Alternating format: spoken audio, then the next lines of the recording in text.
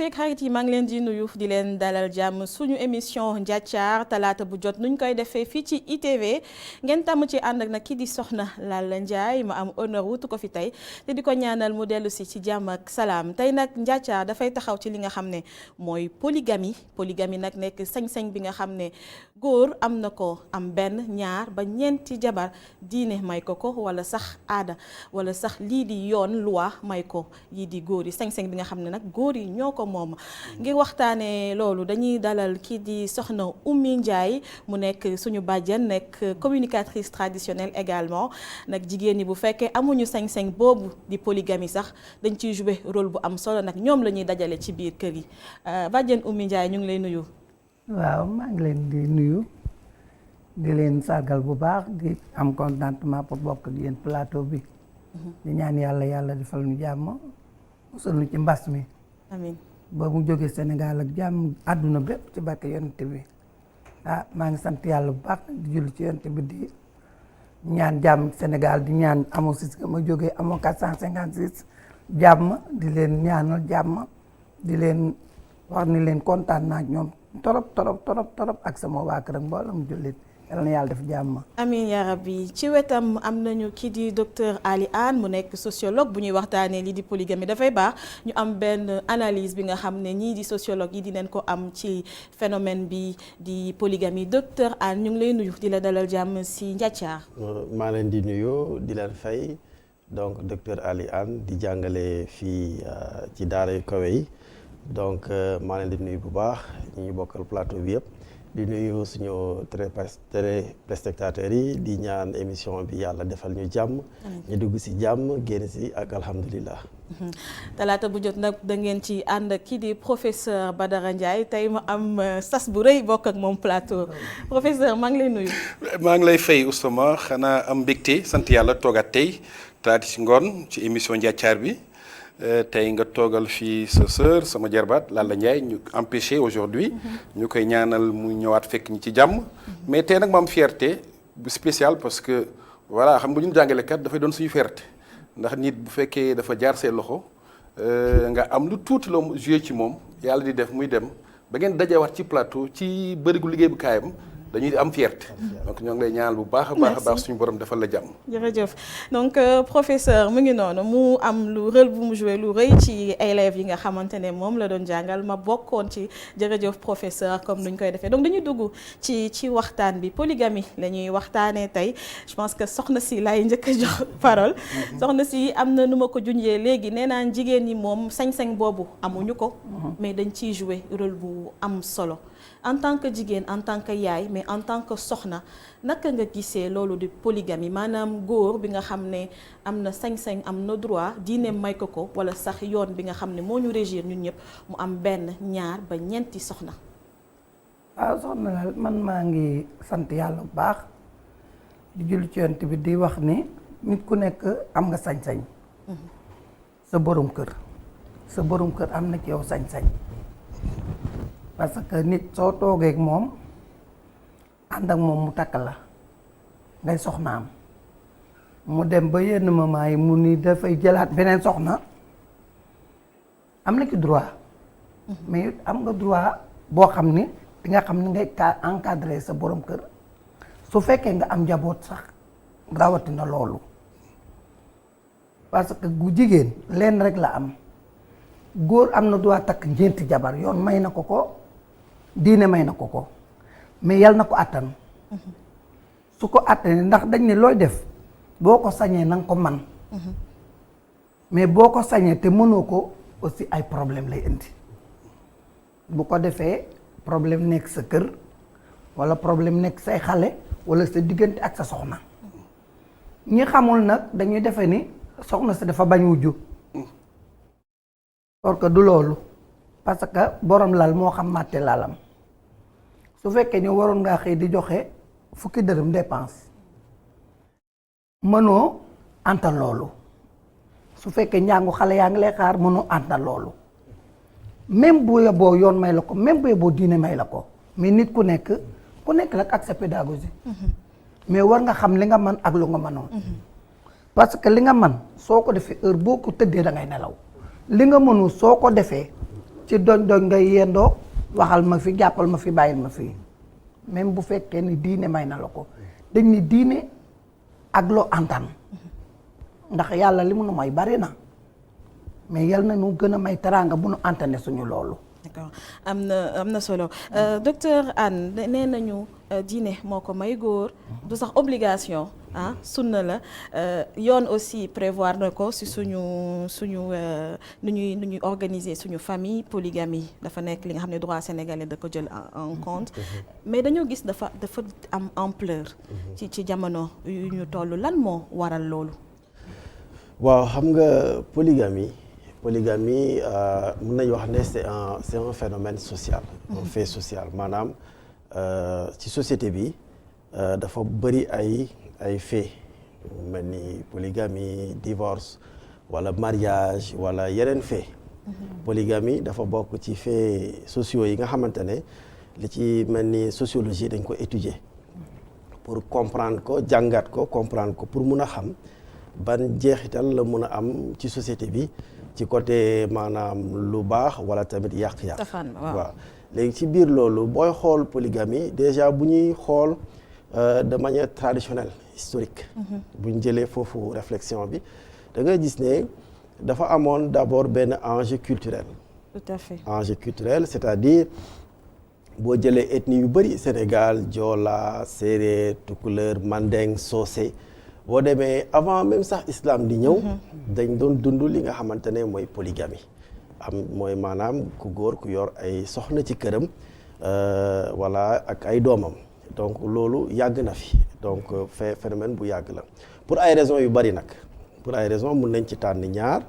benn bi mën nañ jël enjeu liens sociaux yi da nga doon gis koo xam ne il faut mu commencer ci takk cousinam mbokkam après mu takk ci village bi ko jege après mu takk ci famille bu mag bu dëkk ci cité bi wala ci koñ bi wala yu demee noonu donc loolu dafa amoon enjeu ci renforcement liens sociaux yi amoon mais aussi ci côté tradition bi dafa amoon benn enjeu économique maanaam doole bariwutoon liggéey suuf lañ doon liggéey wala sàmm donc kër gi ni mu doon gën a bëree nit main d'œuvre bi maanaam loxo yi jàpp ci liggéey bi day gën a bari boobu sax daanaka jamono boobu ci étude sociologique yi dañuy wane ne jigéen sax du woon bëgg moom kese des ci kër ndax coono bi day bari bu bëggee root soog togg toppatoo xale yi toppatoo jëkkëram ba pare am toolam bu ndaw ci suuf war ko toppatoo day métti da nga doon gis sax bu njëkk ba donc jigéen doon préféré am ñeneen ñu ñëw. moo doon sollicité sax am. voilà ñiy jàpp fii mu gën a yomb. léegi nag après religion bi mu ñëwee tamit dafa ñëw confirmer loolu maanaam bu ñu jàppee religion bu mel ni islam moo gën a tax ñuy wax daf ko confirmer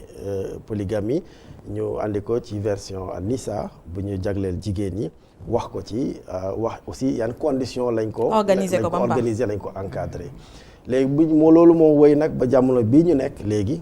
ba léegi mooy continuer nga xam ne dafa am ay références yu bari yu nit ñi di basé wu pour takk benn jabar ñaar ba ñett xam naa bu ci kanamee dina ci gën a dugg. d'accord professeur Badara Ndiaye dégg nga explication sociologique bi nga xam ne moo ko waral apparemment lii di polygamie moom dafa jiitu suñu société yi lii di sax religion. loolu dëgg la xam nga souvent bu ñuy wax polygamie dañ koy associer à la religion islamique. alors que. bu yàgg la comme ni ko professeur waxee docteur waxee ci àdduna bi. D'ailleurs si on remonte dans l'Antiquité dans toutes les nations orientales il y avait cette pratique la polygamie. boo jëlee les anciens babyloniens les persans les assyriens il y avait pas de limitation d'épouses mën nga jël nombre d'épouses yu la neex. alors l'islam nag bi mu ñëwee daf ci indi lu bees parce que l'islam dafa ñëw réguler la polygamie limiter ko à 4 épouses et puis subordonner des responsabilités. ku ci nekk ci aji denc yi mu jox la ay droits ak ay devoirs et on raconte d'ailleurs que parmi les prophètes yonent yàlla yi nga xam ne moom la yàlla yónni bëri na ci ñoo xam ne c'était des polygames d'après la Bible que ce soit Abraham Moïse David Jacob Salomon ils étaient polygames donc lu yàgg la ci àdduna bi alors l'islam nag bi mu ñëwee dafa ñëw ak une réglementation comme ni ma ko waxee sànq d'abord 4 épouses mais 4 épouses yi l'islam dit il vous est permis d'avoir 2, 3, 4 épouse. 4 daal fa la yem. fa la yem mais dafa am lu ñuy teg subordonné. mais bu fekkee ni yaakaar nga ni mënoo leen a yemale. yemal ci benn. et dinañ ci ñëwaat tout à l'heure loolu mooy problème bu fekkee mën nga leen a yemale. mënu leen a yemale yemal ci benn donc góor boo xam ni mënul yemale ay jabaram. l'islam tere na ko mu jër ñaari jabar. mais yemale boobu nag moo jafe. et lii dugal nag nit ñi ci polygame bari na. c'est des choix de vie. parfois daraja di lañ ci dugal. wala wane sa doole. wane sa ngóor dina dugal ci polygame. et gis nañ ni aussi comme ni mu ko waxee dans les sociétés traditionnelles agraires fi nga xam ne dañ daan mbay. foog nga am jabar yu bari pour am doom yu bari pour tool yi. pour liggéey kër gi. daan soxla bras daal. voilà ñu gis ni am na ñoo xam ne aussi leen ci dugal mooy parfois ngor ak diine da ngay nekk ak sa jabar ngeen def ay at yu bari yàlla mun baye ko bant. moom ci boppam moo lay jóg wutal la ñaareel pour nga am doom am descendance daana am. et dans nos sociétés aussi jàpp naa ne ngor la valeur la. sa mag jiitu la gaañu wàcc fi jabar ak i doom wala ay jabar ak i doom yow nga xam ne yaay rek bëggoo njaboot gi tasaaroo nga donn sa jabaru mag loolu amoon na fi suñu réew te man jàpp naa loolu valeur la loolu aussi diine la loolu ngor la donc daal bëri na ci ñi ciy dugal nit mais daal bu ñu ñëwee ba ci kanam jàpp naa ni daal góor boo xam ne daal mënut a yemale ay jabaram na def ni man yem ci benn ñàkk yemale yooyu moo jur coow li je pense que loolu mooy principal problème bi nga xamante ne couple polygamique yi dañ koy dund. Badiane Oumy Ndiaye maa ngi wax ni jigéen ñi dama ciy ñëwaat dafa am rôle bu am solo yu ñuy jouer ci polygamie yaakaar nga ni avant ñu lay jël soxna sax war nga mën a aborder question boobu ak sa borom kër wala dañuy bàyyi ba lépp ne këtt ni jon ñu ne dañ lay utal rakk. non xam nga léegi jamono dafa soppeeku parce que bu ngeen àndee di def certificat de mariage il faut ngeen signé ñeenti jabar wala ngeen signé benn jabar. te am na ñoo xam ne dañu yegg mukk foofu. waaw mariage civil boobu noonu. parce que il faut nga dem ci mariage civil. mais loolu nag mooy yoon. parce que loolu na bu mu rëy. nit ki doo toog ba mu ni këtt ni joon nga ko nii la su fekkee ni da ngeen di xam nga sëy dafa ànd ak ngor. ànd ak sincérité ànd ak gëm yàlla su fekkee nar nga ko yow mi jigéen dootoo ci seet dara dootu ko nan la takkal téeméeri wujj nan la takkal ñaari jabar sa yoon nekku ci loolu sëy moo la tax jóg ngir yàlla ak yonent ba da ngay sëy même bu fekkee am na loo xam ne waxtaanee wu ko ca njëlbeen ba waaw parce que loo gis rek dafa am loo xam ni nit daf koy gëm soog a dugg ci loolu man su ma gëmee ni yow dama lay sëyal te dama la bëgg te dama bëgg bu ëllëgee ma am njabootu barke du ma ko xool loolu nag moo raar léegi parce que li ko indi mu raar mooy aussi góor ñi tamit parce que yow mënoo nekk jigéen gis nga jamono da nga koy xool ni mu ñëwee nga ànd ak moom ci loolu léegi Badara wax na ko nee na su fekkee ni mënoo yor ñeenti jabar defal ni moom nga yem ci benn parce que diine daf ni comme yor nga ñaari jabar ngay dem di leen xottil mbubb kii gàtt kii njool ku ne na nga ko dox 10 mètres. ah bon pourtant ki gàtt mënu sol 10 mètres ki njool moo am 10 mètres mais moo xam li ci des nu mu koy def loolu la yoon wax loolu la diine wax mais léegi da ngay gis comme kii dafa njool ki gàtt naa jox kii 3 mètres jox ki 10 mètres déedéet du noonu parce que du ma yàlla mu ngi ci mais nag yow mi nga xam ni yaay ñëw di sëy daal li ma la bëgg a wax mooy jëlal sa décision ni man damay sëy nga sóor loolu yëpp que wujju mën na ñëw yooyu yëpp mën nga sóor kese waaw parce que man gis naa koo xam ne jëkkëram dafa toog mu yaatu mu ne ko dinaa takk téeméeri jabar mu ne ko takkal wagon man ku ñëw fi la may fekk kuy dem fi la may bàyyi na ma ko waxee noonu la amee woon toog di sëy ku ñëw rek dem ku ñëw rek ku dem parce que jëkkëram mënu ko te ñiy ñëw sëy si wunu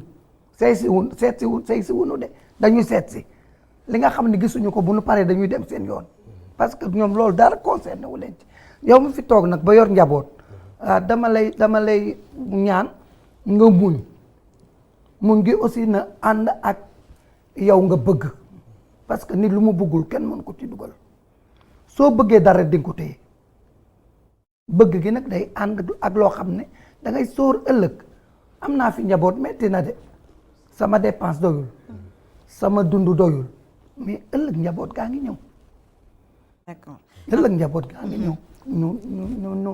xaar rek yàlla. docteur Anne yaa ngi koy soulever léegi dafa nekk li nga xamante ne même bu ñu demee ba diine ñëw gën ko organiser limiter ko ne ñeent bu dee diine l'islam diine chrétienne moom catholique ñëw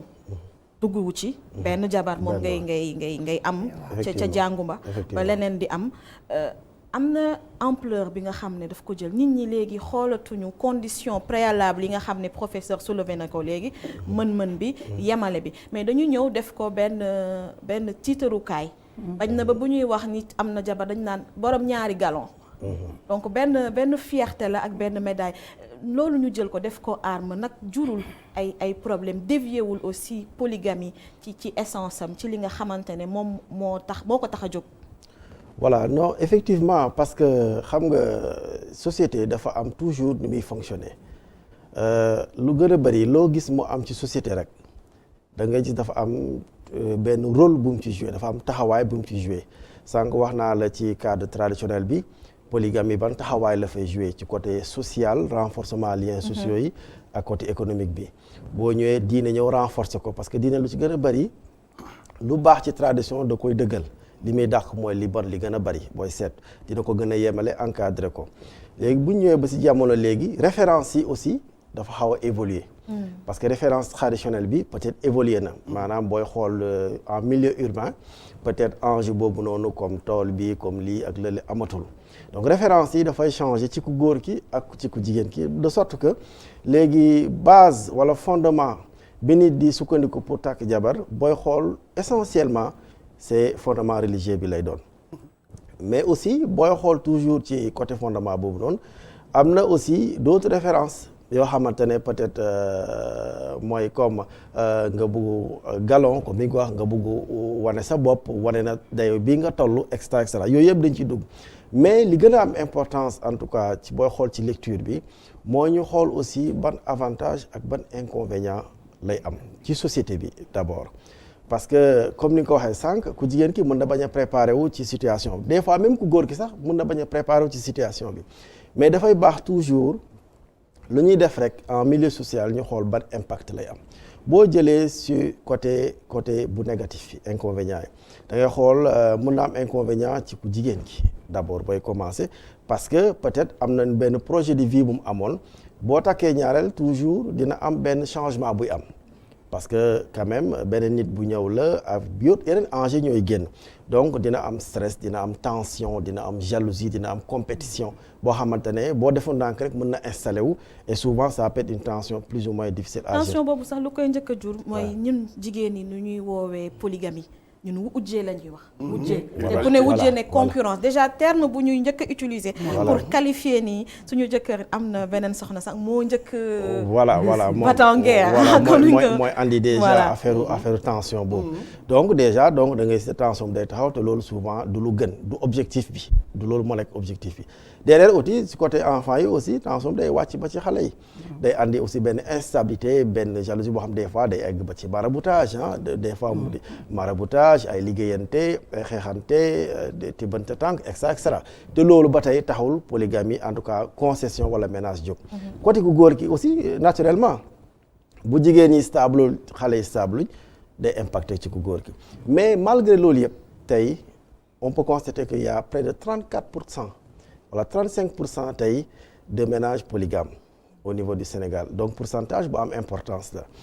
loolu pourcentage boobu noonu booy dem en milieu rural moo gën a bari day laal 40% quasiment booy ñëw en milieu urbain 29% donc da nga gis ne toujours zone rurale bi ñiy vivre de manière traditionnelle polygamie gën na faa bari.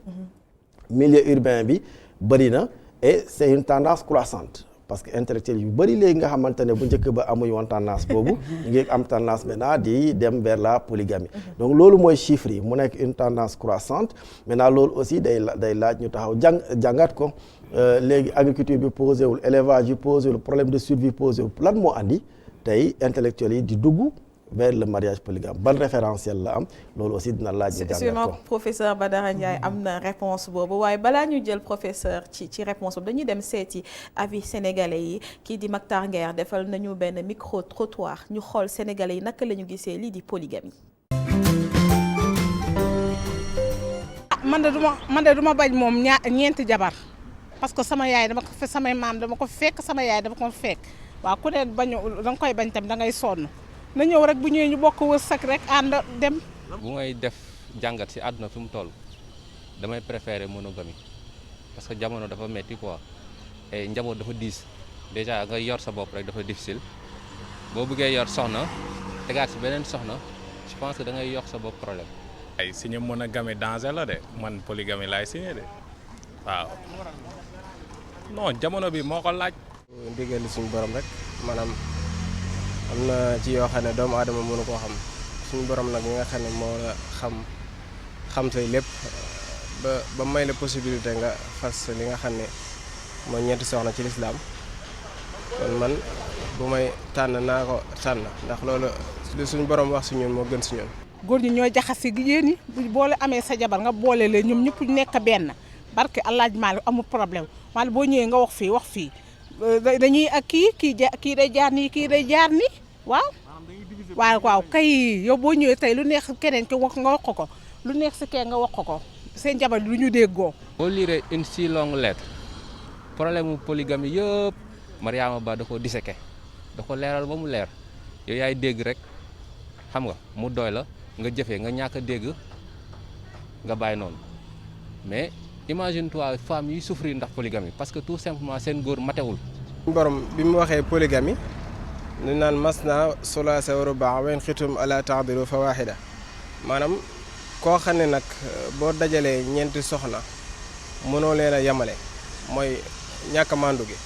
kooku su boobaa benn baay gën ci moom wax suñu borom moom xikma gi looloo ci ne. mais lu ci gën a wóor texte yi lu ñu wax dañ la jox ñaari choix poly wala mono poly dafa am poly avec 2 poly avec 3 poly avec 4 man su may signé poly avec 4 laay signé ndax sama maam yi laa fekk ñu koy def l'islam digle ko kon donc man bu may def loolu laay def. société lañ nekk dañu war a fexe ku nekk bañ di lor sa morom même booy takk soxna l'islam may na la ko fexeel nga def ko ci anam bu rafet anam bu sell ki nga nekkal di la continuer di la naw mais nga topp sa bànneexu bakkan gis benn ndaw fële mu fokk sa bët rek nga riir yi dem jël ko ñu ne nii naa nër nga basculer sa vie de famille doo am fii jàmm la moo fi jar. jërëjëf Mactar Nguer ci micro trottoir bi nga xamante ne ñii nangu nañu polygamie parce que tradition la dañu fekk seen ay yaay di ujje ñii nangu nañ ko parce que diine moo ko waral ñenn ñi tendance waaye am na ñi nga xamante ne ñoom ils sont plus prudents nee nañu jamono dafa metti te fu mu nekk nii lu bëri dafa jafe donc ils préfèrent ñoom ñu nekk monogame. Professeur Badara Ndiaye sànq docteur Anne mu ngi doon soulever li nga xamante ne gis nañ ko ci wàllum ñi nga xam ne autant daanuñu woon nekk ay polygame surtout ñi nga xam ne ay intellectuel lañu am nañu benn niveau jàng bu gën a kawe bu xaw a kawe dañ ko daan bañ dañ ko daan ñu fa daan gis daal bëriwul mais léegi ñoom sax ñu ngi ci biir. waaw xam nga mbir dafay évoluer comme ni ñu ko waxee xam nga mag ñi fi newoon daan doon polygame seen kër du am problème seeni doom du am problème loolu lépp ci responsabilité góor moo war a maandu déjà avant ma ñëw ci le côté des intellectuels xam nga sama bàjjan dafa wax sànq ni l'islam dafa ne boo yoree ñaari jabar booy xottil kii da ngay jox fukki mètre jox ki fukki mètre mais là loolu j'aimerais quand même taxaw ci tuuti nettali ko histoire bu ma dégg oustaz Abdourahmane Gaye nettali ko nee na waa ji dafa am ñaari jabar kenn ki moo ëpp kenn ki muy xotti leen jël ki nga xam ni moo ko ëpp mu defal ko juróom mètre ki nga xam ne dafa tuuti mu indil ko ñetti mètre ki ñu dul ñetti mètre di ko kaas da ngay yemalu wa say jabar yaa ngi xottil kii juróom xottil ma ñett mu ne ko mayow ñett doy na la mu ne ko da nga ma war a xottil juróom da nga war a yemale mu ne ko baal màq ba beneen bu xaar ba beneen mu ñëw mu leen di jëndal daal kii 45 lay sol kii di sol 32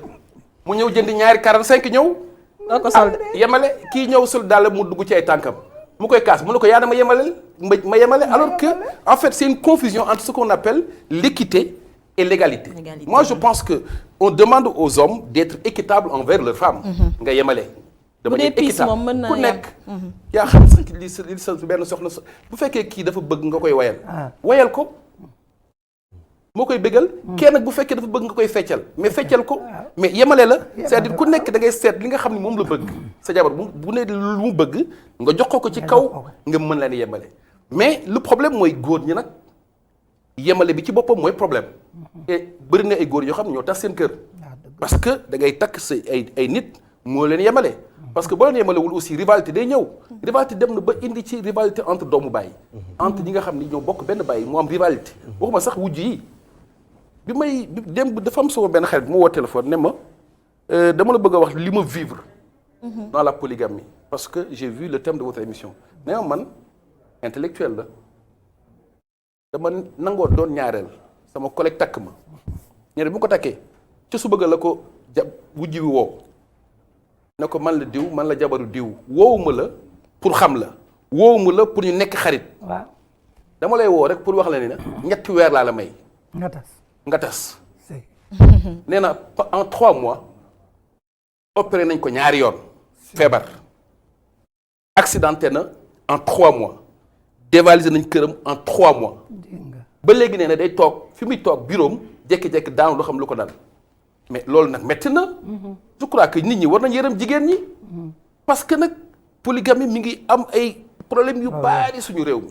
mi nit ñaa ngi sonn nit ñaa ngi femme yaa ngi souffrir da ngay takk sa jabar takk ñaareel bàyyi sa aawa dem dëkkal ñaareel bi góor a koy def topp seen bakkan parce que professeur yaa ngi doon wax ne bu jabar bëggee nga way da ngay way bu kii bëggee nga fecc da ngay fecc mais dafa nekk ni bu góor di takk jabar du xool moom ki muy takk la mu bëgg de day xool la manqué ca ku njëkk pour mu mattali ko waaw donc moo tax ñoom duñu tenir en compte li nga xam ne femme bi bëgg na ko donc ñoom dañuy tenir en compte li nga xam ne amuñu ko ci foyer bu njëkk bi ñu mattali ko waaw mais nag sous condition c'est-à-dire xam nga aussi yàlla mi la wax takkal ay ba ñeent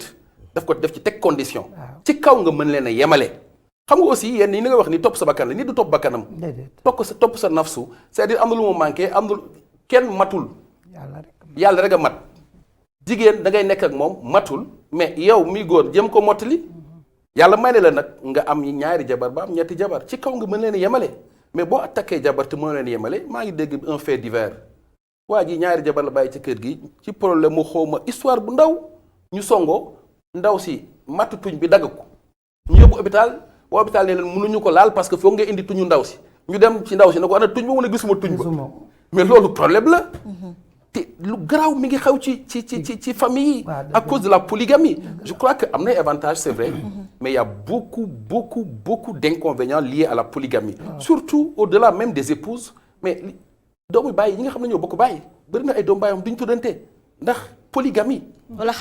wala xamante wuñu man nag bon macha allah daluma man sama doom bàyyi ñëw ma gënal sama bopp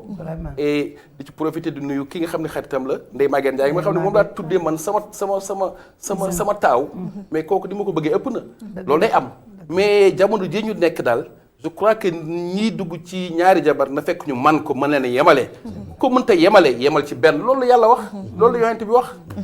fonction sociale bi nga xam ne moom la amoon raffermir liens yi gën a bokk boole nit ñi créer ay mbokk je pense que léegi lu si bëri dafa tàggalikoo mais dañuy joxañ baaraam tuuma góor yi nga xam ne dañuy takk jabar xaw a jeng wala bu ñu amee sax ku leen gënal mënuñu ko nëbb di ko fësal waaye jigéen ñi également kenn demul ñu des mama ummi je pense que cas bi mu joxe woo sa wujjukat di ko appal di ko menacer waaw loolu moom menace la xam nga li mu wax ci affaire maraboutage yi dëgg la de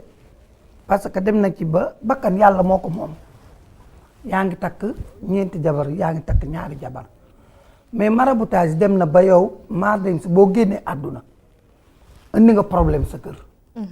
parce que ki nga jëkk a jël mu nekk ci kër gi su fekkee gëmul yàlla man gis naa ko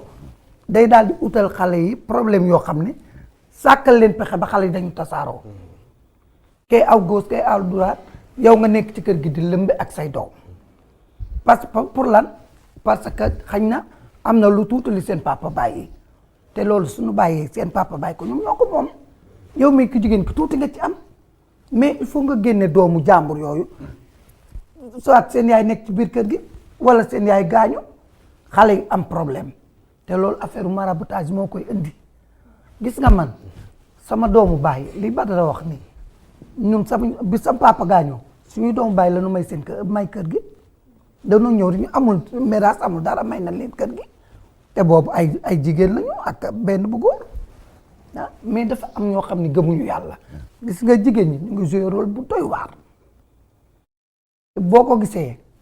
ba ca càppaa ndaw ga day daal di répercuter ci seen njaboot maraboutage baaxul fekk nit ci biir këram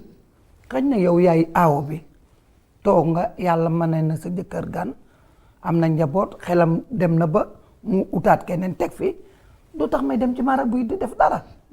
ndax yow mën nga koo def te doo ko fekkee man gis naa koo xam ne dafa toog di wax nanu miraas billaahi wallaahi gis nga bis bi ñu miraasee ñu dox ko wàllam ci bët seen la gaañ. mais bu njëkk bi dañ daan ujjee boo duggee ci kër doo xàmmee kuy aawa kuy ñaareel ku jur kii ku jurul kee mais fan la chaîne boobu daggee. fu mu daggee ñun dañ ñu yebatul ci bu ñu demee fekk suñu wujj ñu jàpp ay doomam jàpp comme mag yi yëpp nit ñi sëy xanaa ñoo defatul. si man maa ngi yab de mais xale yi nag dañoo xaw a doy waar. gis nga nit yow bala ngaa sëy dañ lay teg la soo demee na nga def lii na nga jàpp sa jëkkër na nga jàpp sa goro na nga jàpp sa kii soo ñëwee ñooñu ngay daal di paqueté ba nu jëkk teg leen noonu njëkkee amu fa place goro amu fa place sa jëkkër ngay daal di defal nii te sëy jëkkër rek yoru ko de jëkkër yoru kese sëy ay mbokk ci lañu parce que am na loo xam ne gis appartement yi ñuy wax boo ko seetloo fa la histoire bëppee parce que goro day àtte njëkke àtte wala njëkke woote téléphone nii la kii deful dara nangam ak nangam mais mayetoo leen loolu kon loolu fan la entente nekk amatu fa xam nga samay doom ngeen waaye dafa am ñoo xam ne doy waar goo xam ne sëy amatul góor ñi aussi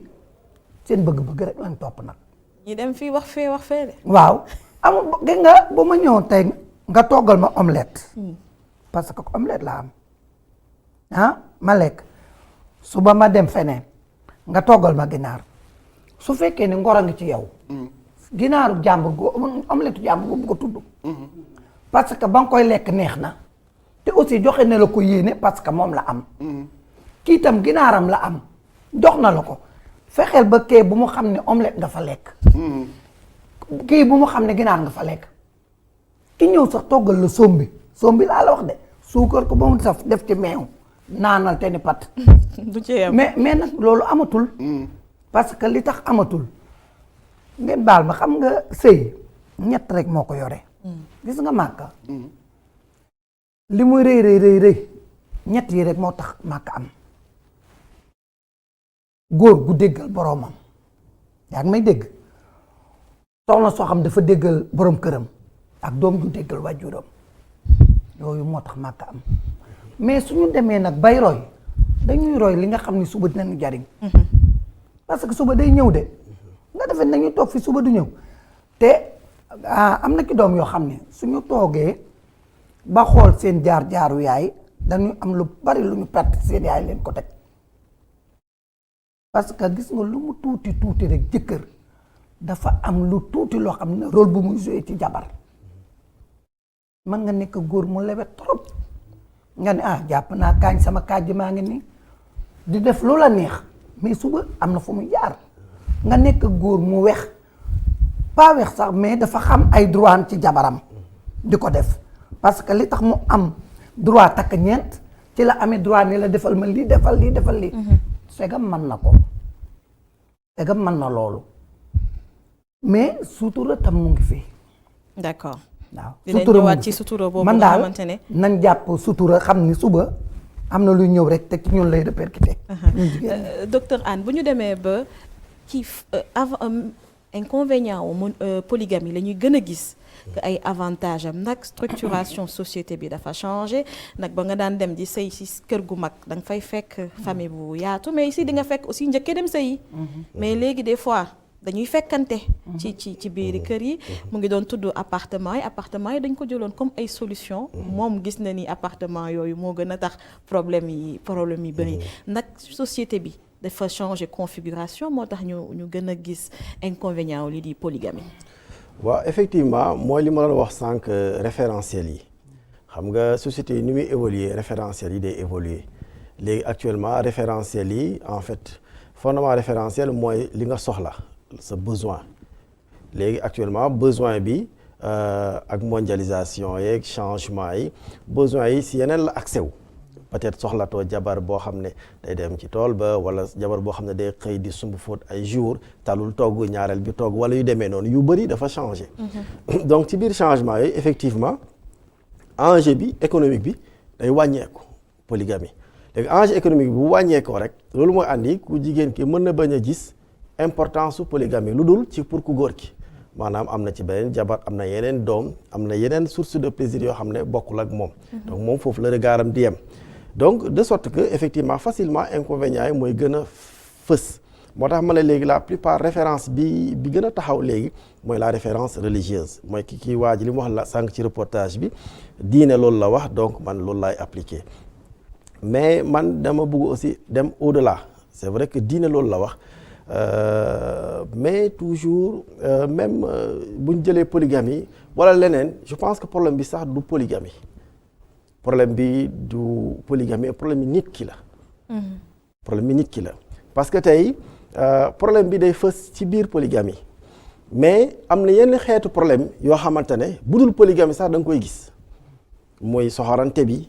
mooy jaayante doole bi mooy manque de respect bi mooy ci dund ni nit ñi seen bopp en fait ñoo war a xoolaat seen bopp parce que tey moo xam polygamie cercle social la rek entreprise bi cercle social la association bi cercle social la jumaa ji ak cercle social la mais boo xool cercle sociaux yooyu lu ci gën a bëri léegi dafa am problème te problème yi même nature la jalousie la compétition wane sa bopp jaay doole bugguma lii nii laa ko bëggee ku nekk dem sa yoon loolu moo am ci cercle yëpp donc problème bi dañuy revenir ci unité fondamentale bi mooy nit ki tey moo xam yaa ngi dugg ci polygamie moo xam yaa ngi dugg ci benn jabar moo xam ne yaa ngi am ay doom moo xam ne yaa ngi yokk yaa ngi jël ñaar ba ñett nit ki mooy fondement bi ñun nan lañ war a mun a tabaxee suñu bopp suñu xol ak lan lañ war a mun a jiital parce que tey boo jëlee ku jigéen koo xam ne tey balaa mu dugg ci polygamie rek développé na ci boom benn refus bu mu construire conceptualiser ko teg ko kooku ak num situation même bu demoon ba koy favorable sax du ko gis boo jëlee ko góor ko aussi boo xam ne moom développé na ci moom forcément que ne loolu daf ko war a def alors que ça lui est pas utile mën na dem ba ci biir mu andi ko yenn problème yoo xam ne du ko jar parce que ni mu ko war a assumer du ko assumer noonu man je pense que au-delà de polygamie bi débat bi le problème dafa feeñ foofu rek mais débat bi ci nit ñi la c'est aux gens c'est aux individus à commencer par man ñu jéem a reconstruire suñu référentiel parce que àdduna day dox et plus muy évoluer plus référentiel day changer léegi nit ku nekk yaa war a xool yow tey sa àdduna nan nga koy tabaxee ban jikko nga war a jox sa bopp parce que loolu rek la différence bi bu njëkk ba amul woon problème léegi am na jikko yi la du polygamie moo changé du nu ko islam waxee moo changé du lenn moo changé nit ñi ñoo changé léegi nag nit ñi buñ changé négativement lépp lu ñu dugg day changé négativement buñ jëlee état day dem négativement buñ jëlee entreprise day dem négativement association sax ami sax relation amicale léegi da ngay gis rare nga gis ko am ami sincère d'accord rare donc yow ku mënul téye ami sincère noo mën a téye ñaari jabar wala ku mënul téye ami sincère noo mën a téye si jëkkër mu ànd ak keneen même ci doom yi sax day feeñ da nga gis nit ñoo xamante ne yàq jikko boobu dafa yegg ba ci seen doom yi sax jarulul leen sacrifice c'est-à-dire que tey yow sa plaisir bopp dina la jaral tey nga dugg ci lu ne fàtte ne benn moment war nga mun a diminuer sa plaisir bopp pour pousser say doom ñu jëm kanam. D'accord donc suñ la déggee daal polygamie moom fu mu nekkoon ak ay avantages am jógu fa le problème est plutôt personnel ñun ñoo war a xoolaat suñu doxalin. ñu war a xool suñu jikko yi. xool suñu doxalin xool ban nekkin lañ bëgg suñu dund ak suñu àdduna buñ tabaxee loolu ba pare waxtaan ci ak suñu conjoint ba ñu am benn construction bu dëgër boo xam am benn projet de vie boo xam ne bu dëgër d'accord nañ ci lu nekk mun na ci bokk mais loolu bu amul ku nekk nëbb sa bopp. ku nekk di def sa projet bopp ku nekk am benn soxor wala benn idéal de vie boo xam ne bu négatif boo développé la bu dul polygamie sax waxuma la polygamie waaye xarit sax doo ko am d'accord am na solo donc mën na nekk benn pourparler bi nga xam ne couple bi mën na ko développer avant ñuy yegg ci sëy nag di nga nangu wujjeem doo nangu wujjee bu ma takkee beneen jabar naka ngay réagir loolu yëpp war nañ ko mën a waxtaanee professeur. oui loolu xam nga aussi waxtaan dafa baax parce que ñaar ñuy sëy war nañu xam aussi ku ne xam sa jikkoy morom et puis ñu waxtaan ci ba d'accord mais je me dis que y a problème parce que xam nga góor ñi yu bari dañu bëgg a garder un peu les avantages du mariage traditionnel le mariage islamique parce que il y a des avantages mais sans accepter aussi évoluer xam nga au lendemain des indépendances le président Senghor doon interdire les ministres ñu am ñaari jabar tey yàggul on a eu un premier ministre polygame donc les choses évoluent au lendemain des indépendances maa ngi lire ne lors de la première législature entre 59 63 il y avait pas de députés femmes à l'Assemblée nationale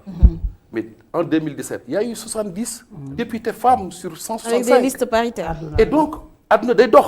Coumba Gawlo nee na ñaari loxo mooy takk tubéy ñaari loxo mooy takk sër donc il faut que ñun góor ñu accepter que les femmes mais c'est des êtres humains à part entière qui ont des droits mais jabar du jaam la femme n'est pas un objet donc c'est vrai que diine nee na la jabar boo ko takkee yaa koy dëkkal da nga koy dëkkoo yaa koy yor c'est vrai et ça il y avait un certain équilibre parce que nit ki boo ko mënalee am ci moom sañ-sañ. mu am lu mu la rusé. ah oui ku ëmb sa sànqal. ëmb sa kersa. léegi bu ñu demee ba les choses évoluent da ngay xëy liggéey sa jabar day liggéey. sa jabar am ay droits. donc je crois que il faut que ñi nga xam ne ñooy nitu tey yi suñu classe gi mais accepter cette évolution nangu nag ne jigéen bu la ko yàlla booleeg moom dafa am nu ngeen war a doxee. da nga am ay devoir mais da nga am ay droit ci moom mais da nga am ay devoir ci moom. moom it moo am ay droit am ay devoir ku nekk xam say responsabilités. et donc parce que sëy dafa yàgg. koo xam ne da ngay nekk ak moom mu war la jël ak say njaboot war ngeen a waxtaan ba lépp loo xam ne man jàpp naa ne nit buñ la ko joxee ak i noppam. lépp loo mën pour bégal ko pour son épanouissement mais dafa am solo. que nit di ko def mais malheureusement ce qui se passe mooy que y a beaucoup de femmes quand même qui souffrent. dans ces ménages polygames. et dara tegul leen ko lu dul góor yi nga xam ni sama classe dañuy topp seen bànneexu bakkan kese. et donc war nañu accepter cette évolution là. avec la société actuelle kuy dugg ci polygamie aussi teg ko ci diine. nga xam ni diine aussi dafa gàcc ci yow ay responsabilité nanga leen a mën a yemale. moo leen yemale suñu borom mi ñu sàkk. les scientifiques disent que mais chez l'homme il y a un besoin inné qui le pousse à propager son patrimoine génétique. donc ni ñu nekkee yàlla moo ñu tabax moo ñu gën a xam. bu gisee yàlla wax ñu am mën ngeen am ñeenti jabar parce que am na lu muy éviter ñun xam na lu ñu mën a contenir mais ci kaw nga mën a yemale mënoo yemale li la yàlla jox yem ci ngir yàlla. parce que nag jël ay doomu jàmbur maltraité kii bàyyi ki la ñuy souffrir gàddu àq la te yéen nga xam ne dara jaru ko. docteur damay ñëwaat ci yow est-ce que ak nu mu affaire yi nu mu taree ni polygamie bi balaa ngaa ñëw sax yaa ngi am esprit wujje boobu compétition bi nag jaadu ñoo ñuy boole léegi ay wujj ci benn kër. waaw loolu toujours booy xool dalin bi taxoon ñu koy def mooy il faut que ñëpp bokk parce que ñooy dundandoo ñooy lekkandoo ñooy liggéeyandoo loolu daf ko doon justifier léegi peut-être société bi évolué na loolu mun nañ ko xool parce que ñun suñu société sénégalaise yi africaine lu ñu manqué mooy ñun duñu jàngat suñu société suffisamment ñun dañuy fonctionner rek léegi sax ñu bëri da nga jàpp nañuy di non étude bi bëri na réflexion bi bëri na lépp xam nañ ko ba pare jaratu ko alors que léegi la ko gën a jar parce que transition bu ñu nekk bu ñu jàngatul société bi duñu xamante ci lan la ñuy basé wu léegi boo partir de foofu effectivement est-ce que le fait que ñu dëkk ensemble tey boo koy xool ban avantage la am dañ ko war a étudier. am na avantage. non am na avantage parce que tey man je pense que boo amee ay doom dañoo war a xamante. parce que tamit dañoo war a bokk xamante dimbalante ku nekk xam si jikko morom ñu mun a màgg parce que suba doo fi nekk. même bu ñu nekkee de deux femmes différentes donc dëkk ensemble am na avantage dans ce sens-là pour xale yi am na avantage ci ku jigéen ki man am naa ay collègues personnellement yoo xam ne seen première femme bi seen jëkkër jëlee deuxième femme au bout de 6 mois c'était difficile mais ñu ngi may dégg mais après la première dame elle s'est rendue compte que ne elle avait plus de temps. Elle avait plus de temps, elle parvenait à s'occuper mieux d'elle, commencé na di liggéey di dem di voyager jëkkëram financé ko muy voyager di dem di ñëw di gérer këram normal activité bu mënu woon def ndax temps bi mu doon consacré ci gérer jëkkëram activité bu def ko ba mu dem ba wax ko moom ku góor ki ne ko au début kat gisoon naa ne vraiment bëgguma woon mais dem naa ba ci biir gis naa ne génne na ma avantage bii ak bii ak bii donc àdduna loo gis rek am na avantage am na inconvénient léegi aussi beneen source d'avantage boo xam ne man bi ma publier effectivement que ne am na ñu ma bind ne ma mais man je préfère jëkkër bu am ñaari jabar que jëkkër buy doxaan di taxawaalu fu nekk dem andi ay maladies sexuellement transmissibles ñu baal ma ci baat bi ñoo transmettre andi ko ci kër gi bu dee cadre polygamie au moins sax bu ngeen feebaree mun ngeen ànd souvent ay yenn problème yu ndaw lay doon ngeen dem faju mais bu dul loolu tey boo jéemee forcé tey sa góor muy wër fu ne loolu aussi man préféré wu ma ko donc moo tax am na ay avantages yoo xam ne boo ko poussé di nga ko gis te forcément am na avantage su ma maintenant basé wu sur l'aspect religieux parce que yàlla lu mu wax rek parce que am na lu ci nekk bu amul woon avantage yàlla du ko wax donc am na forcément avantage mais léegi la question mooy yàlla moom daf la wax teg yow nan nga koy dundee yow nit ki toujours day dellu soir foofu waaw mun nañ boole ñaari nit mun nañ boole juróomi jabar sans ci kër mu bañ a am problème dafay dépendre ci ñiñ boole mun nga boole ñaari jabar ci kër doo nekk ci jàmm ça dépend ci ñi ngay boole mais promiscuité bi tamit est-ce que loolu nga yeewu tey ji humeur yi bokkuñu ujje bi gaarawaale bi sànni trak bi maman Oumy xam nga li may wax ci biir kër yi loolu aussi ak jamono bi ñu nekk nii waaw mais promiscuité moom c'est dafa nekk toujours source de problème foofu nag boole ay jabar ci kër ça ne veut pas dire promiscuité parce que promiscuité ça veut dire que ñu nekk ci contexte boo xamante ne maanaam dafa am frottement dafa am jegantoo bu ëpp mais tey boo xooloon comme mag yi ni ñu doon def dañu nekk benn kër mais kii daa am appartement fële appartement la en réalité parce que nga am kële bâtiment bële mooy aawo bâtiment bële mooy ñaar bâtiment bële mooy borom kër gi. ñu am cour commune. donc ñu am cour commune. cour boobu ñëpp nag dajale xale yi ci digg bi di leen yar donc mun na bañ a nekk promiscuité humeur yi aussi wax nga ko effectivement c'est important dañuy dellu si waat toujours ci nit ki mën nga nekk am jëkkër kese mais sa jëkkër nga nekk benn jabar mais sa jëkkër andil la ay coow yoo xamante ne des fois sax da ngay bëgg mu gën dem yow ku jigéen ki pour lan parce que yéen ñaar kese la mais métti na déjà métti na ndax humeur yi donc loolu problème bi humeur yi day dellu si toujours si nit ki ak jikkoom mais aussi un autre fait mooy muñ bi aussi c'est important parce que tey yow bu dee yow munoo muñ humeur benn jabar nooy muñee humeur ñaari jigéen yow boole doo ko mën donc côté muñ bi aussi côté jël hauteur bi loolu yëpp côté compréhension bi côté communication bi côté bàyyi lu bari mu jàll nga bañ di insister yooyu yëpp day jouer moo tax dafa nekk loo xamante ne situation matrimoniale polygamie dafa laaj je dirais pas formation mais dafa laaj préparation du looy tëb rek à mon avis dugg ci nii par envie wala par humeur wala par nii déedéet il faut mu nekk loo xam ne da nga ko war a xool parce que nit dafa important nit moom say doom wala sa jabar boo ko tabaxee rek def nga lépp mais nit bu yàqoo rek c'est très compliqué parce que impact yi muy am moo doy waar bagage wala matériel mun na yàqu nga génne ko sànni mais nit bu yàqoo conséquence bi dafa extraordinaire donc dafay laaj toujours yow ku góor ki war a jël initiative bi nga pare nag du matériel bi ak yéen nga pare ci muñ encaissé nga pare ci tabax nga pare ci dimbale leen aussi accompagner la ñoom ñaaña ba ku nekk doo gis problème parce que concession pour loolu la concession c'est pour que ku nekk mën a di avancer mais concession bu nekkee pour que ku nekk di reculer rek dootul amati sens donc pour résumer je dirais que am na ay inconvénients polygamie mais il y a des avantages parce que tey la plupart des gens ñu ngi ciy dund am na avantage ci ku góor ki comme ni ko waxee ci ku jigéen ki ci xale yi même si inconvénients yi léegi moo gën a fës léegi la question mooy naka lañ mën a def tey ba li ciy problème ñu dindi ko yan institution yan structure la ñu war a def pour dindi ko parce que comme je dis sociologie du seulement nga poser problème bi aussi da ngay dégager ay pistes yoo xamante ne tey war nañ ci mën a basé tey état war na mën a am des instances matrimoniales yoo xamante ne tey un homme qui veut se marier mais day dem en stage pendant 6 mois ah c'est une idée 6 mois boo xam ne da ngay ñëw ñu wax ak yow imam bi day toog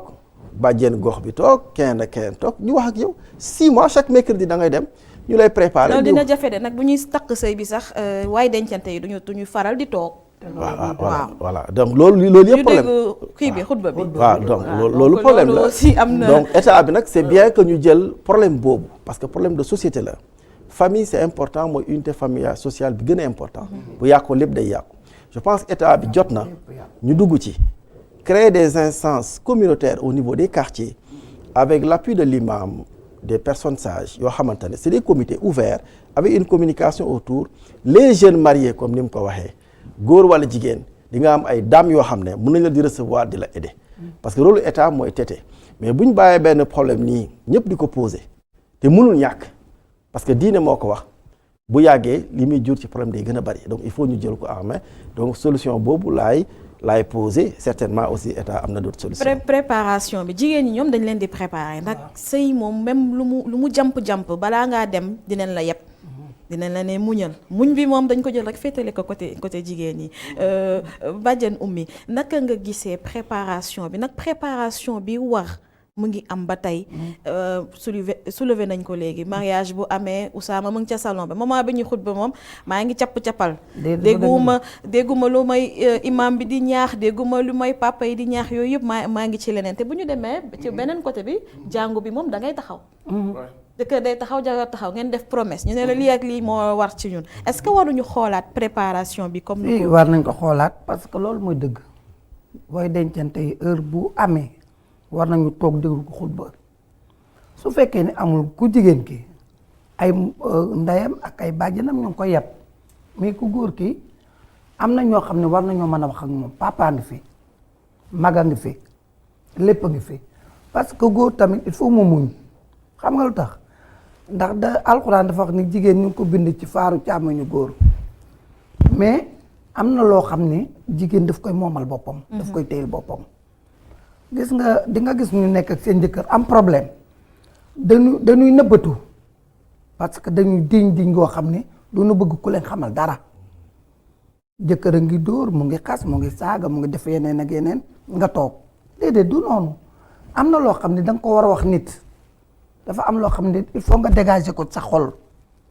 pas nga nekk ci àll bi nag wala nga dem di tarala fu nekk di déedéet du noonu am nga kilifa loolu nag mu indi yab bi ki nga xam ne moo la woo ni la soo amee jabar na nga ko muñal na nga ko def nii na nga ko def nii na nga ko def naa su fekkee sa jabar am na problème mën nga dem ndànk nga wax ak moom ni ko nangam ak nangam ak nangam muy côté ku góor ki muy côté ku jigéen ki yooyu yëpp mën na nekk mais nëbbatu bi tam aussi baaxul ak fiiraange dafa am ñoo xam ne bu seen jëkkër génnee rek dafa nañ toj na dëkk bi déedéet du noonu góor de jigéen day waajal góor buy génn parce que waajal bi mooy kee day jëkkëru diw la xoolal nangam li mu sol xoolal nangam parce que góor lu mu mën a jigéen ak ko mënal de. waajal boobu dina andi ñeneen de. góor lu mu mën jigéen ak ko mënal jigéen aussi war na am yërmande ci jëkkër xam nga lu yërmande. yow da nga yërëm sa papa soo amee doom da nga koy yërëm su sa càmmeñ ñëwee wax ak yow da nga koy yërëm kon ki nga xam ne càmmeñu jàmbur la aussi am lu muy bañ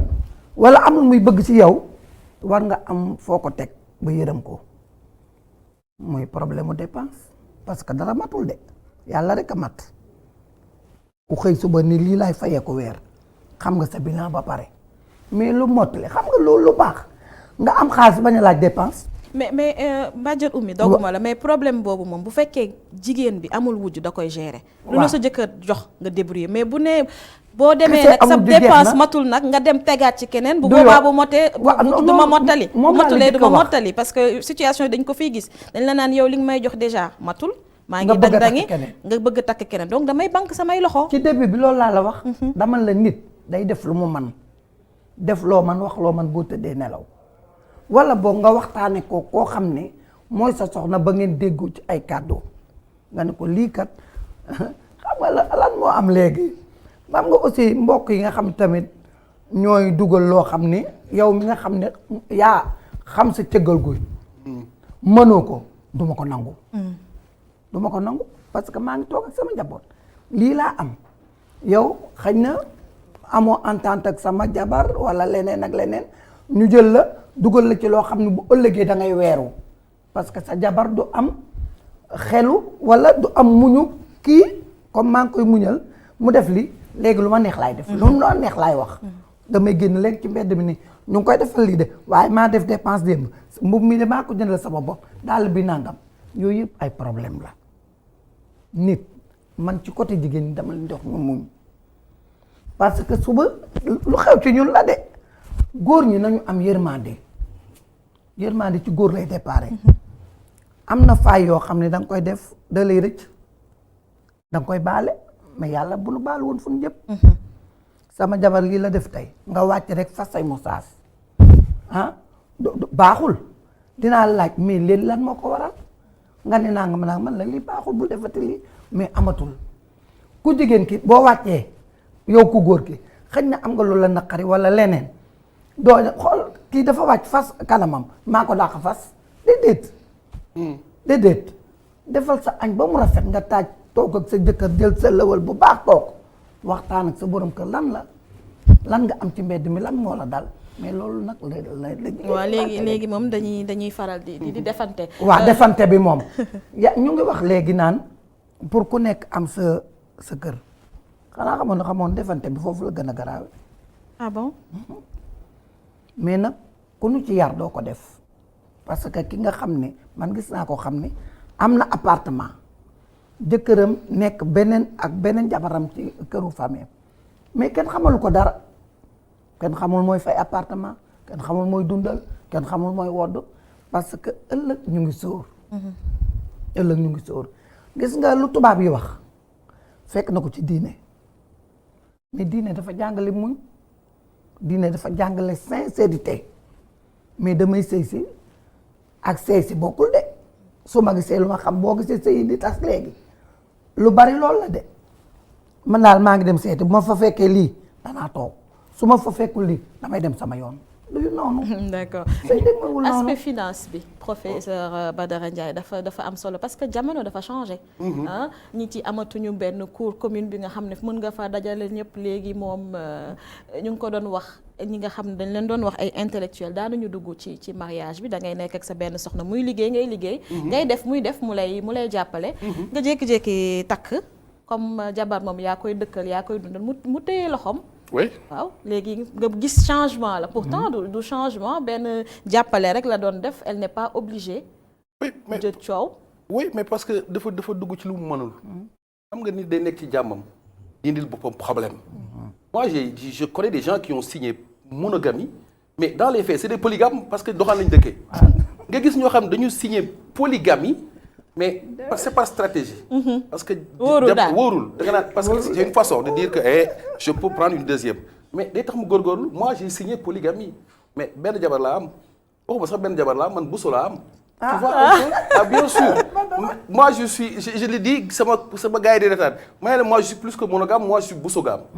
et ça arrive parce que gis nga góor boo nekk jigéen da nga koy teral nga ki lay teral doon sa yaayi doom da nga koy teral. di ko suturaal parce que ku la suturaal nga suturaal ko mais parce que aussi xam nga nit toog nekk jural la njaboot ngeen nekk mais mu tranquille boppam tranquille dafa am solo bari na jigéen ñoo xam ni ñi nga am feebaru xol góor leen ko teg souffre bu metti ñii am nañ dem wax nañ ba am goitre ndax wujjee mais loolu aussi bu la seen àq dalee du la jig nit ki bu la ko yàlla ba maye jox la soxna ngeen nekk ak moom mu lay muñal ba dara amul mu nekk fi je crois que foo toog war nga koy suturaal di ko muñal parce que jigéen da nga war a dalal xelam. gàllal la ci góor. bëri na ñoo xam ne seen yëf nga yàqu mais parce que dañoo tooñ waxu ba wàlliwu de mais dañoo tooñ jigéen. jigéen parce que jigéen kenn du ko tooñ. et donc man nit lu waay di def na ko man pas sur le plan financier mën nga am ay milliards te mënoo yor ñaari jabar c'est pas une question de finance.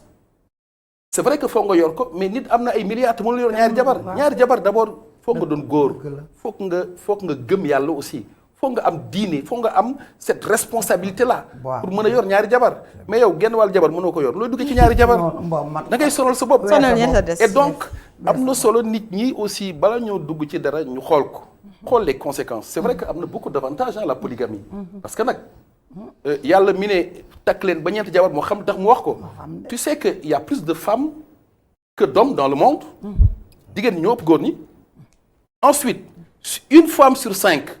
amuñu un partenaire potentiel et pourtant ñooñu ah oui et ñooñu bu ñëpp yemoon ci benn jabar mais dina am ñoo xam ni danañ sonn ci àdduna bi mais elles ont droit à un épanouissement sexuel et donc je crois que la solution que propose la religion la polygamie ça règle pas mal de choses parce que dëkk yi nga xam ne monogamie moo fi am les infidélités conjugales dafa bari prostitution dafa bari deuxième bureau dafa bari mais pour éviter loolu lépp nag suñu borom indil la polygamie mais ci kaw nag nga mën a yemale mais li ñu demandé yi bariwul yemale mais vraiment nga am sa ñaari jabar suñu borom may la nga am ñaari jabar ñetti jabar yemale leen ñëpp ne ci jàmm mais sinon da ngay gàddu àq te gàddu àq baaxul. gàddu àq la yemale gi nag mooy problème bi. mooy problème bi parce que suñu yonent sallallahu alayhi wa sallam yonent yàlla Muhammad dafa doon jël soxnaam di ko boot ñuy rawante te mooy suñu royukaay mais ñu jëkk ñi ak ñi bokkul ñun dañoo am défaut xam nga ni nga takk benn jabar muy togg sa bopp café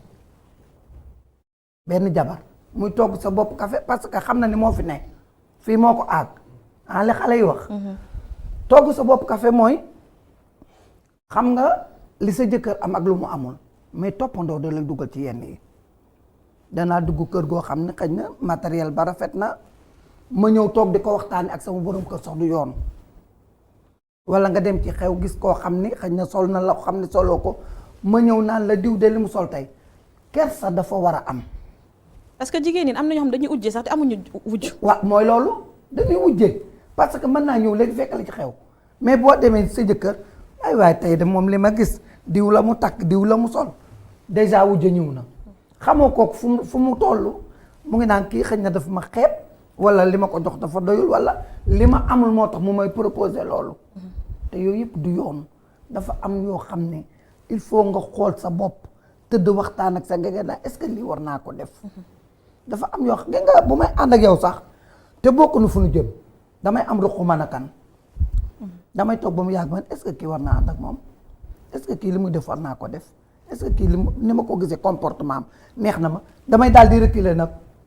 xoolaat sama bopp dem fu ma war a nekk ak fi nga xam ne fa la ma yàlla teg ma toog fa mais ñu ci bari daal vraiment bu ñu xoolee li ñu am xool li leen di doy xool seen dunduwaay ak seen waxtaan ak seen borom kër loolu yëpp day kii day neex mais nag bëgg a jël leneen du ko defee neneen day daal di problème ba dara yow dégg naa li nga wax buso moom comme noonu la buso gaam buso waaw dégg naa ko docteur moom benn affaire la avenir u polygamie fii ci Sénégal duñ mënuñu wax ni am na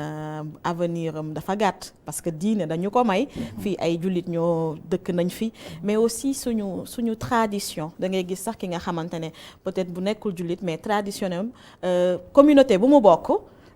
permettre na ko mu am yeneen ñaari jabar avenir u polygamie naka nga ko gisee am na ay avantages yu bari ki mu ngi doon joxe chiffres yi nga xam ne jigéen ñi ñoo ëpp ci àddina am na ñoo xam ne il faut que ñu am seen épanouissement dund li nga xam ne mooy sëy mais ban avenir nga ko gisee fii ci Sénégal ak ampleur bu mu am ñii def ko ay trophée sax lañ ko def ñii di ci fëggee seen dënn ñii di ci wane également seen doole ak seen ay alal naka nga gisee polygamie. Alors, donc, avenir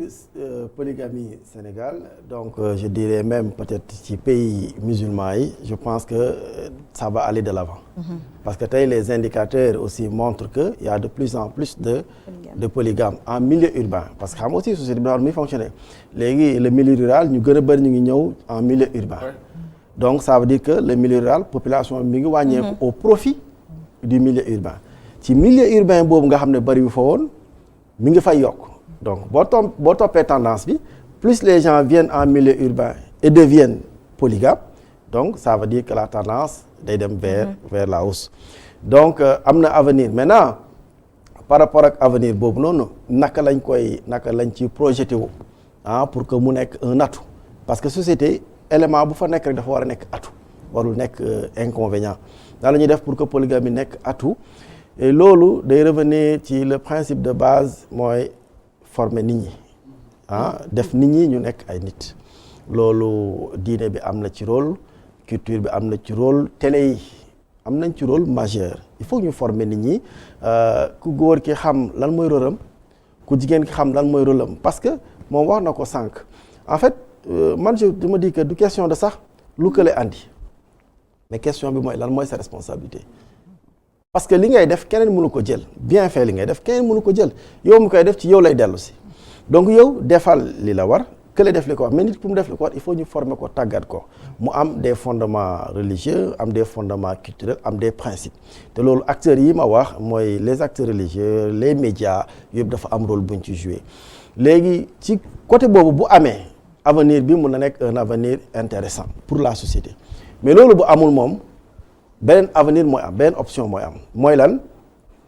ñu bëri na léegi du ma ci dugg parce que c'est compliqué il faut financièrement il y a des problèmes de finance il y a des problèmes d'argent mais doo ci dugg léegi tu fais quoi en même temps yaa ngi génn sa kër tout le temps di traîner amuloo jot gérer sa jabar amuloo jot gérer say doom parce que yaa ngi génn tey boo xoolee gauche suba nga xool droite loolu c'est encore pire c'est encore pire parce que tu as la possibilité de ne pas prendre une deuxième femme boo xam ne kii sa jabar la nga jël muñ moom aussi deuxième bi nga muñ ay défauts ak ay avantages mais da nga am avantage tey nga jël fii suba nga jël fële dara sonalu la. daw responsabilité polygamie mais di satisfaire ce plaisir. et avec des personnes différentes yoo xam ne ku ci nekk nga bàyyi ko loolu c'est pire parce que loolu ça veut dire que ça va te bouffer plus de temps muñ bi nga waroon def defatoo ko. engagement bi la ci waroon fekkatu la ci en fait dara fekku la ci. loolu c'est encore pire moo tax dafa baax ñu réfléchir ci option polygamie bi ba dégager ba xool ba wan nit ñi expliquer nit ñi naka lañ ko war a dundee préparer leen ci former leen ci pour que mu nekk atu mu bañ a nekk inconvénient parce que bés bu commencé nekk inconvénient à 100% góor ki gisatu ci boppam jigéen ki gisatu ci boppam xale yi gisatuñu seen bopp ñëpp koy daw mais buñ ko dawee dafa am leen lu muy jur mooy lu ñu am dans les sociétés européennes xam nga ñoom foofu dem nañ waxuma la polygamie rek dem nañ ba téyeetuñ sax benn jabar il se marie pas da ngay nekk ak nit ki gis nañ fi ay président ay kii dem ma nekk di haute autorité mais takkuñ jabar ay nekkaale lañ am waaw donc yow yaa ngi ragal ñaareel ba nga dem ba léegi nga ragal sax benn ndax engagement yow léegi fan nga jëm bu la neexee nga nekk ak nit ki xale boobu ngeen jur kooku ngeen war a yar war ko tàggat war ko def nit yéen ngeen nekk yéen ñaar nekk amul ci benn charte bu ngeen ko basé xale boobu suba nga bu ko tegal charte da nga war a respecter lii mais ci ban principe nga koy teg ci ban base donc je pense que c'est utile société j'ai l'habitude de dire que la société est intelligente société lu mu créer rek am na lu mu ci jublu maintenant ñun nag ñoo ko war a jàngat pour suuxat ko garab sax mi la waxoon garab bu gën a baax buy sax à la Maison Blanche boo suuxatoo ko arrosé woo ko toppatoo woo ko xëyee du ko xool bu yàggee day dee. du la jox ker. du la jox ker da ngay dee day dee donc loolu je pense que tey dafa laaj une fois de plus comme débat bi ni ngeen ko posé nii mu posé réflexion bi ku ko seetaan tamit mu pousser la yow déjà à un niveau individuel nga réfléchir ci question bi nga jël ci position aussi nga préparer ban avenir nga bëgg a dégager pour yow et puis comme je dis au-delà aussi yeneen instance yi am na avenir donc pour résumer maintenant avenir il faudrait juste que tous ensemble que ñu mun ko def un avenir favorable parce que tant que religion bi mi ngi fi rek je pense que d'autant plus que comme ni mu ko waxee il y a plus de femmes que d'hommes ça c'est une réalité boo xam ne mi ngi fi et jigéen ñi foog ñu marié wu xam nga jigéen mooy base société la femme est un élément fondamental lépp ci jigéen lay jógee lépp ci jigéen lay jógee yaay dañ lay wax sax yaay bi bu baaxee lépp baax na donc fondement léegi imagine-toi nga am société boo xam ne da nga am téeméeri góor ak 1000 jigéen téeméeri góor jël téeméeri jigéen yeneen 900 yëpp di taxawaalu ko defal simulation société boobu fan la jëm donc l'islam aussi mooy li ma wax li mu wax rek déjà am na benn fondement bu ci nekk mais toujours nag islam du question da ngay takk parce que l'islam wax na ko déedéet c'est bien encadré c'est bien encadré yow déjà yow yaa islam yaa ko war a incarner yaa ko war a dund yaa war a nekk incarnation bi yow il faudrait déjà donc nga décider ko yow pare pour jël ses responsabilités parce que loo dugg te jëloo ci sa responsabilité sa base aussi du dem fenn du sotti dem fenn. Professeur, avenir favorable polygamie nga xam ne dina dem am njeexital yi ñu ko doon xaaree ci société bi wala dañuy continuer rek góor yi di ko def collection de femmes.